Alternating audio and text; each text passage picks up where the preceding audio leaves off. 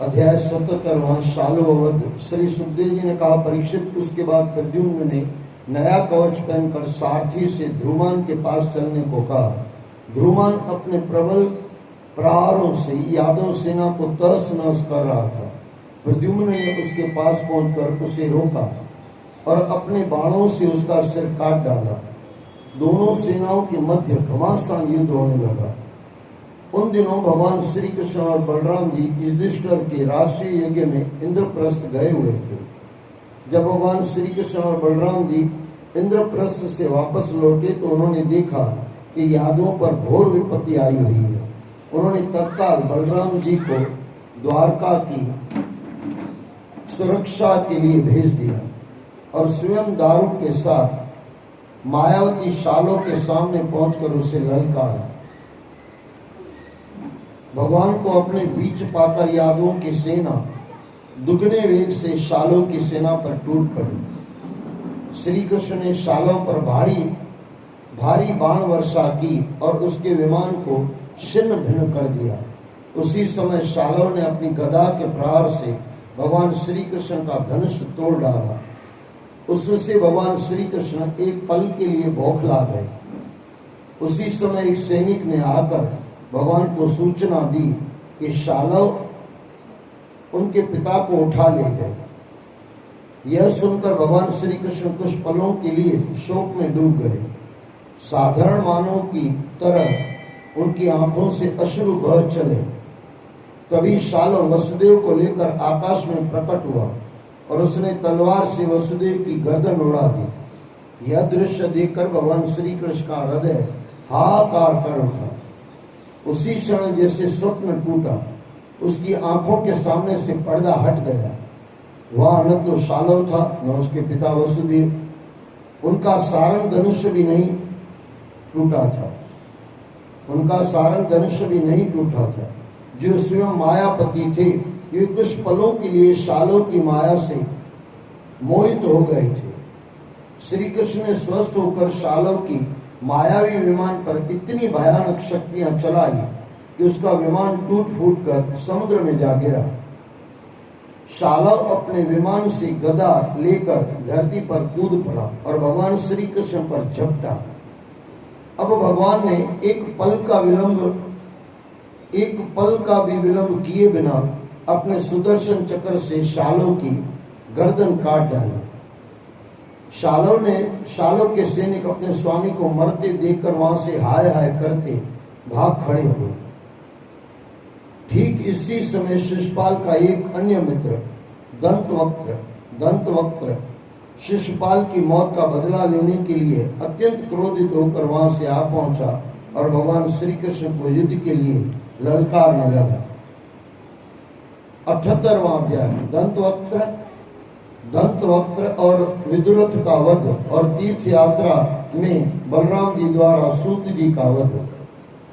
श्री सुखदेव जी ने कहा, परीक्षित, शिशुपाल की मित्रता का ऋण चुकाने के लिए दंतवक्त्र अकेला ही भारी गदा लेकर भगवान श्री कृष्ण के सामने आ गया और बोला, कृष्ण, आज सौभाग्य से ही तू मेरे सामने आ गया है। काश तुम मेरे मामा के लड़के न होते तो मैं कभी का तुम्हें यमलोक पहुंचा देता। तुमने मेरे मित्रों को मारा है, इसलिए मुझे न चाहते हुए भी तुम्हारा वध करना है। ऐसा कहकर दंतवक्त्र ने अपनी गदा का एक भीषण प्रहार श्री कृष्ण के रथ पर किया। उस प्रहार से श्री कृष्ण का रथ क्षतिग्रस्त हो गया। श्री कृष्ण एक भारी गदा लेकर रथ के ऊपर से नीचे कूदे और उसका एक सीधा प्रहार दंतवक्त्र की छाती पर कर दिया। उससे उसकी छाती फट गई। वह मुंह से रक्त उगलता हुआ धरती पर गिर पड़ा और मर गया। उसके शरीर में से ज्योति निकलकर श्री कृष्ण में समा गई। दुष्ट लोगों में भी वैसे तो ताकत तो परमात्मा की है, लेकिन ये यहाँ बताने का कारण यही है कि हर इंसान के अंदर शक्तियां भरी हुई है। फिर आप गलत तरफ लगाओगे तो गलत फल मिलेगा और सही तरफ लगाओगे तो सही फल मिलेगा। इंसान चाहे तो अहम ब्रह्मास्मि पद तक पहुंच सकता है, लेकिन इंसान पता नहीं क्या सोचता है। गटर जैसी सोच हो गई और इंसान दुखी हो गया, कचरों में पड़ा हुआ। यानी मेरी भाषा में कहो तो गंगा जल छोड़ के गटर के पीछे लगा हुआ। अच्छा, गटर मिलेगा ये भी पक्की बात नहीं है। संसार किसी को मिल गया ऐसा आज तक कभी हुआ ही नहीं है। पूरा संसार न कब रावण जैसों को पूरा संसार नहीं मिला, आपको और मुझे क्या मिलेगा। सिकंदर आए, रावण आए, जितने भी आए, पूरा संसार कभी किसी को मिला क्या? कभी कोई आदमी आपको मिला है कि मुझे पूरा संसार मिल गया? अब परमात्मा जितना भी मिलता है पूरा मिलता है। परमात्मा एक बूंद मिल जाए तो भी पूरा है, और संसार पूरा का पूरा न कभी किसी को मिला है। अच्छा, जब तक संसार पूरा नहीं मिले तब तक संतुष्टि आती नहीं है, और पूरा न मिलता है न कभी संतुष्टि आती है। और परमात्मा की एक बूंद भी आ जाए संतुष्टि आ जाती है। जैसे गंगा की एक बूंद इंसान को तार सकती है, और गटर का पूरा भरा हुआ हो, गटर तो और खराब कर देगा और दुर्गंध देगा। इसलिए इंसान को अपनी शक्तियां परम तरफ चलानी चाहिए, परम तरफ जाना चाहिए। और जो परम तरफ चलता है, परमात्मा की तरफ चलता है, वो सत्य को पा लेता है और तत्व ज्ञान उसको आ जाता है। और हमारे राम सुखदास जी महाराज कहते हैं, तत्व को पाना इतना मुश्किल नहीं है, संसार को छोड़ना थोड़ा कठिन लग रहा है। और वहां पे भी कहा गया ये सब मान्यताएं है, हमारा जितना भी संबंध है सब माने हुए हैं ना। एक किसी संत ने कहा था, उसको अच्छे अर्थों में लेना। बोले ये आपके पिताजी है, आपने कैसे माना? बोले मेरी माँ ने कहा। बोले माना ना, तो मानने से अगर माँ हो गई तो मानने से परमात्मा क्यों नहीं मिल सकता? माने हुए संबंधों में हम दुखी हो रहे हैं, और परमात्मा से तो संबंध हमारा आदि अनादि काल से है।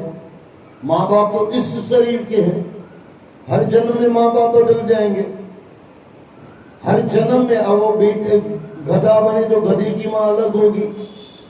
जितने जन्म उतनी बार माँ बाप अलग अलग। और परम तत्व परमात्मा एक ही, एक ओंकार सतनाम। वो कहीं 17 नहीं है, वो कहीं 18 नहीं है, और कहीं खतरा नहीं है। खतरा संसार में है, संसार में खतरा है तो भी इंसान खतरा छोड़ता नहीं है, और परमात्मा तरफ मिलना पक्का है। अरे किसी संत ने तो कहा चलो परमात्मा नहीं मिलेगा, बोले मैं लिख लेता हूँ, शांति तो पक्की मिलेगी। और क्या चाहिए भाई साहब, और क्या चाहिए? और शांति ही तो परमात्मा है, आनंद ही तो परमात्मा है। हमारे रामकृष्ण परमहंस कहते थे, दोनों हाथ ऊपर उठा के, आनंद वस्मी, बोले हम आनंद हैं और हम आनंद है। आनंद हमारे पास नहीं है, ये याद रख लेना। हमारे पास आनंद होगा तो कभी भी चला जाएगा, लेकिन आनंद है। आनंद से आनंद कैसे निकलेगा? आनंद से आनंद को थोड़ी निकाल सकते हो। आनंद उसमें मैं आनंद हूं, मेरे पास आनंद है ऐसा नहीं। हम कहते हैं मेरे पास सुख है, कभी ना कभी दुख हो जाएगा। मेरे पास पैसा है, कभी ना कभी चला जाएगा। लेकिन अगर मैं ही आनंद हूं तो कहां जा सकते हो? किसी भी युग में जाओ, कहीं भी चले जाओ, आनंद साथ ही नहीं होता है, आनंद हम ही होते हैं। लेकिन संसार की गटर की वजह से, और गटर इतना ही है कि मुझे किसी से कुछ चाहिए। मेरे पिताजी कहते थे, बोले बेटे भूखे मर जाना, कभी हाथ ये मत कर लो। और ये